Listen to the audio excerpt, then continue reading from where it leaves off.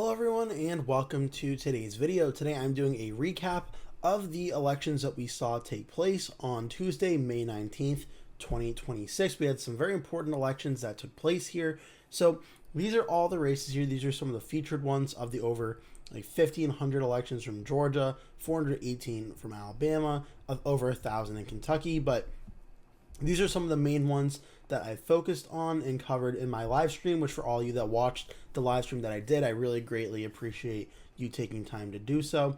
First things first, the big story of the night came out of the Republican Kentucky U.S. House District number 4, the 4th Congressional District. This was the Thomas Massie versus Donald Trump, really, but Thomas Massie versus Ed Gallrein race. This was Ed Gallrein, the person that was backed by Donald Trump. He defeated Republican Representative Thomas Massie 54.88% to 45.12%. Overall, a little bit, just a hair under, about 9.7% under 10-point victory for Ed Gallrein over Thomas Massie. Now, this is very significant as Massie's been one of the most vocal anti-President Trump Republican congressmen in the U.S. House. So Gallrein defeating Thomas Massie was a big win for President Trump. Trump was very vocal and very proactive in trying to help Gallrein defeat Massie, and it did end up happening. When you look across the district, it's very simple here. Aside from Lewis County, which is Thomas Massie's home district, and neighboring Mason County, which only went to Massie by about 30 votes, everywhere else in the district voted for Ed Gallrein over Thomas Massie. These areas, a few thousands of votes in each of them, and you just see here Ed Gallrein ran up massive numbers in these counties by percentages. There are only a few thousand votes I mentioned, but by the margins in which he won by were significant in the amount that he won over Thomas Massie here, including up here in these three counties, Boone County, Kenton County, and Campbell County. These are three of the larger counties in this congressional district by overall Republican registration.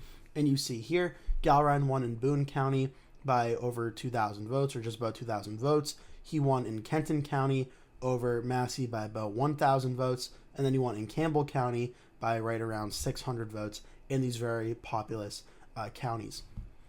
Greenup County as well also went to Gallrein by a pretty significant margin as well. When you go by the margins here, you can look at the margin map as well. You can see these areas up here, Boone County getting Gallrein roughly almost 11,000 votes. Massie getting roughly about nearly 9,000 votes out of this area is very big. But Ed Gallrein really ran up the numbers here in this district, which borders the Ohio city of Cincinnati, and all along these counties here, all going very reliably for Ed Gallrein. So very big wins for him there. Massie only able to squeak out victories in his home county and neighboring Mason County very narrowly. So overall, just as the results came in, it became very clear early on Ed Gallrein had the lead in this race. It started right around 6:30. I started my live stream, and I said at the time too, Ed Gallrein had a lead that was fluctuating between 500 to 700 votes. Overall, once all the votes ended up being counted, Ed Gallrein ended up winning district-wide by roughly about 10,300 votes. So a very big win for Ed Gallrein and a very big win for President Trump, no doubt about that. So that was the Kentucky House race. Not done for the state of Kentucky, though. We did have two important primaries to talk about as well for the U.S. Senate race. This is to succeed retiring incumbent Mitch McConnell, who's been in the Senate for a very long time. U.S. Congressman Andy Barr, who had the endorsement of President Trump, won the Republican primary, getting 60.45% of the vote. Daniel Cameron, the Republican nominee for governor in 2023, and I believe the Attorney General before that, finished in second place, getting 30.8% of the vote. So Andy Barr certainly won very handily. You can see all these counties in red all across the state, including the capital city of Lexington and Fayette County.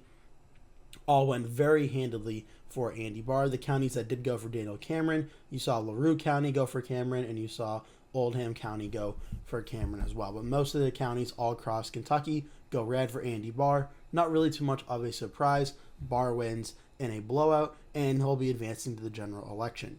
On the Democratic side, there was also the Senate primary between Charles Booker and Amy McGrath, two candidates that both were the Senate nominees. The Democratic Senate nominee in 2022 was Charles Booker. Amy McGrath against Mitch McConnell in 2020. Charles Booker ends up defeating Amy McGrath here, 46.75% to 35.85% for McGrath.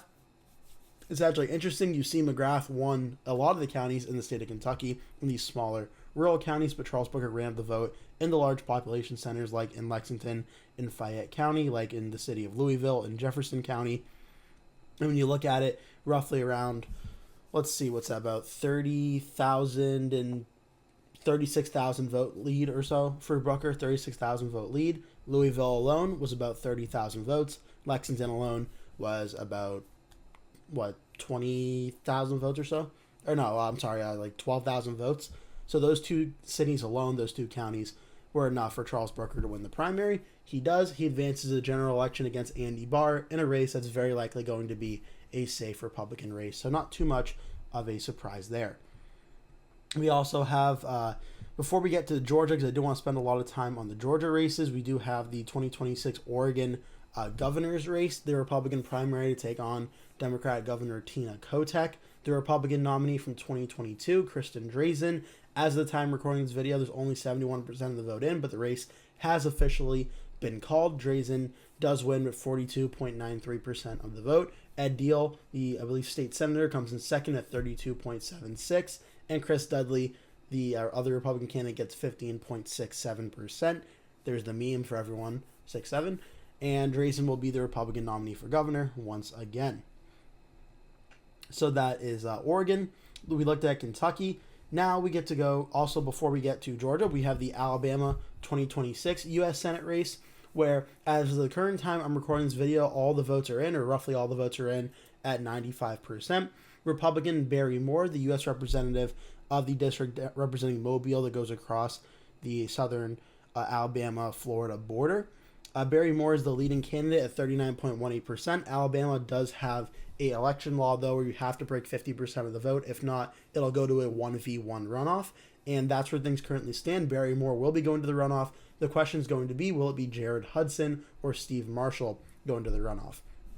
As of the time I'm doing this video, Jared Hudson is nearly leading Steve Marshall, 123,531 votes for Hudson, 118,228 for Steve Marshall. So right around a 5,000 vote lead for Hudson over Marshall. In terms of the overall estimated vote that's remaining, there are still a few thousands of votes across this district less. So there is potential for Steve Marshall to make up the margins on Steve Hudson in advance of the runoff. But as of right now, I'd say it's more likely than not Jared Hudson will advance. But again, we'll have to wait for official confirmation on that one. But President Trump did endorse Barry Moore, and he was the top vote getter. I would expect Barry Moore will probably end up winning this primary with the endorsement of Donald Trump. But again, we'll have to wait and see. But that's the state of the Alabama U.S. Senate Republican primary. Okay, now we get to the state of Georgia, where Georgia had a handful of very important primaries.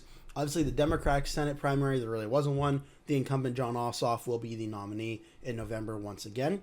As for the governor's race, in the governor's race, the Democratic candidate, Keisha Lance Bottoms, the former mayor of the city of Atlanta, the capital of Georgia, she won her primary, getting 56.22% of the vote. Like Alabama, Georgia also has the rule of the winning candidate needing to break 50% of the vote or it goes to a runoff. Keisha Lance Bottoms got 56.22% with 95% of the vote in, so no need for a runoff. She clears that hurdle then some. So she'll be the Democratic nominee in November for the governor's race in the state of Georgia. Democrats, after narrowly losing the governor's race in 2018 with Stacey Abrams and then losing it by a wider margin in 2022 with Stacey Abrams, Democrats are hoping to flip this governor's race, currently held by Brian Kemp from Red to Blue, and Keisha Lance Bottoms will be their nominee. They hope to do so. Next, for the Georgia governor's race, the governor's race is currently 95% of the vote in as well, and the two Republican candidates are advancing to a runoff election as no candidate broke 50% of the vote. Those two candidates are Lieutenant Governor Burt Jones, who Burt Jones is endorsed by President Trump, and that endorsement certainly helped him get up to 38.32% of the vote, so he finished in first place. In this runoff, he's the one that finished in all these yellow colors throughout the state of Georgia. You can see he won most of these areas.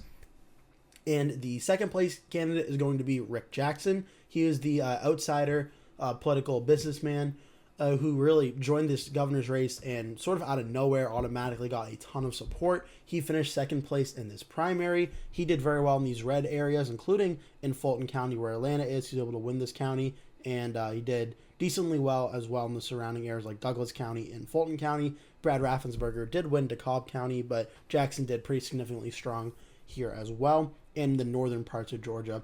So Burt Jones and Rick Jackson advanced to the runoff.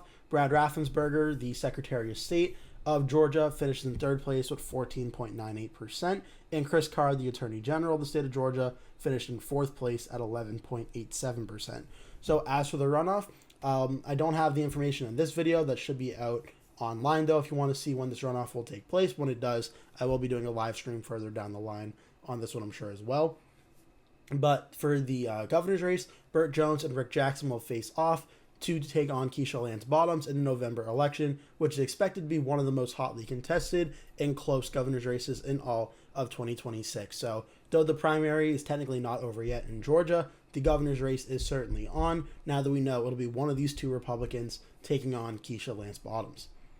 Next major race we have to talk about is the 2026 Georgia U.S. Senate race, where this one is also very interesting. It was really a three-way race the whole time between Representative Mike Collins, Representative Buddy Carter, and political outsider and former Tennessee Volunteers football coach Derek Dooley. Ultimately, what ends up happening, Mike Collins gets 40.46% of the vote. He wins all these red counties throughout the state, really aligning exactly this map with their congressional district. Mike Collins wins all of these. Derek Dooley, the political outsider, gets 30.15% of the vote, and he gets the second place finish. He did very strongly in Atlanta and Fulton County, winning here 45.12% of the vote, and he did very well in Cobb County, Douglas County, Fulton County, I talked about DeKalb County, and Gwinnett. So the Atlanta base seemed to be very strong for Derek Dooley there. He gets 30.15%, so he also goes to the runoff versus Mike Collins. So like with the governor's race, there is a Senate race runoff as well to take on Democratic Senator Jon Ossoff.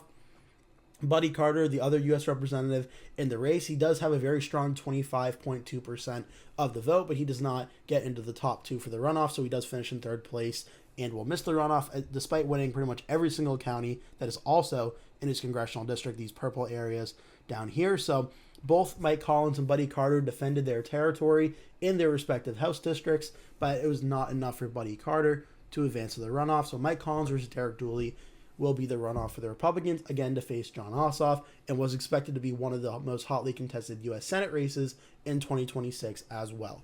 So those are the major Senate and governor primaries in Georgia. The Kentucky race with Thomas Massie was certainly a huge one tonight. That was a big talk of the story. A lot of talk about President Trump and Thomas Massie in that one. So that was a very big story of the night. We had the Alabama U.S. Senate primary, Kentucky U.S. Senate primary. We had the Oregon governor primary. Some of the other races that happened down ballot that probably weren't talked about as much, but are still pretty significant. There were a lot of House primaries going on in Georgia and Alabama and Kentucky. And we also had two Supreme Court elections in Georgia that were pretty significant. And the Republican-aligned candidates, though they are nonpartisan, the candidates affiliated with the Republicans won them both.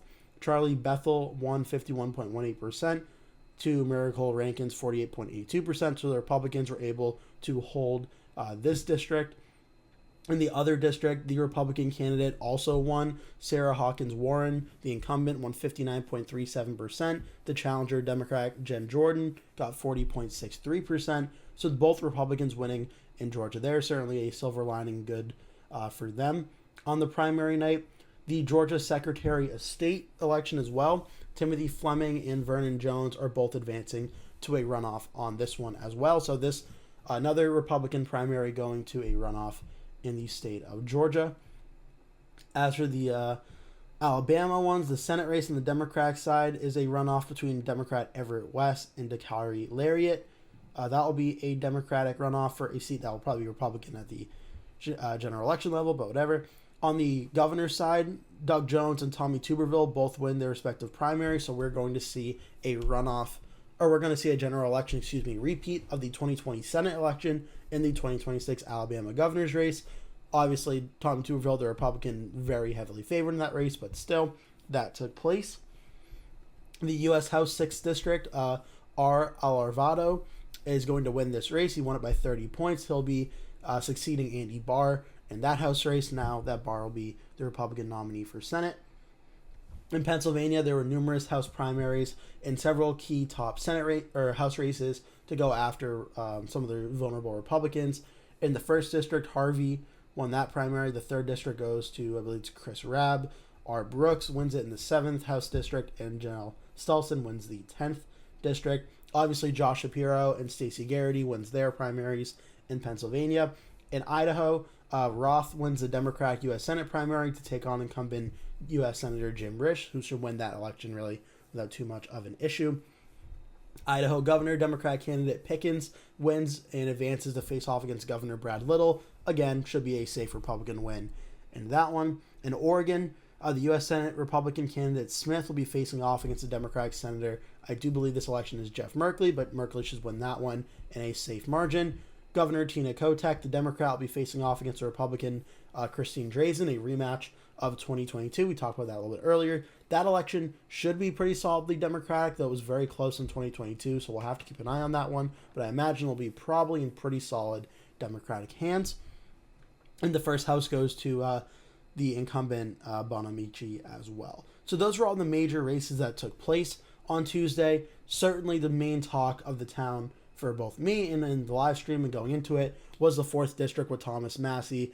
Definitely this was the main talk. This was the one that everyone's really interested in watching. And then we had the Senate primary and governor primaries in Georgia, and the Senate primaries in Kentucky had a lot of emphasis as well. So in terms of what this means, well, we're still, for the Senate map in 2026, we're still waiting to see which Republicans end up facing off. For Georgia against John Ossoff between Mike Collins and Derek Dooley, so we're going to have to wait and see how that plays out. Kentucky, now it's Andy Barr versus Charles Booker. We're probably going to see Andy Barr win there. Idaho Senate race is going to be safe Republican. Oregon's going to be safe Democrat. For the governor map, is still a little, from a prior video I did, still wonky here, going just off the Kalshi numbers, not off the prediction numbers. But Georgia's governor's race, we're going to have to wait and see how that one goes now that we know it'll be Keisha Lance Bottoms versus either Burt Jones or Rick Jackson. So that is now settled. Those are probably the main governor ones as well. And then for the House map, which we have on the 270 side here, again, doing that same Kalshi video that I have coming out in a few days. A ton of House race primaries have been set in stone as we prepare for the general election. So that's pretty much an overview recap of Tuesday's election night. I hope you enjoyed this video. Make sure to like and subscribe if you did. Stay tuned as I have exciting videos coming out, at least one per day, every single day this week that I hope you're going to enjoy. And I also, on next Tuesday, plan on doing a runoff, or doing a election night live stream for the runoff in Texas, John Cornyn versus Ken Paxton as well. For now, thank you so much for watching. Again, please remember to hit like and subscribe, and hope to see you in a future video.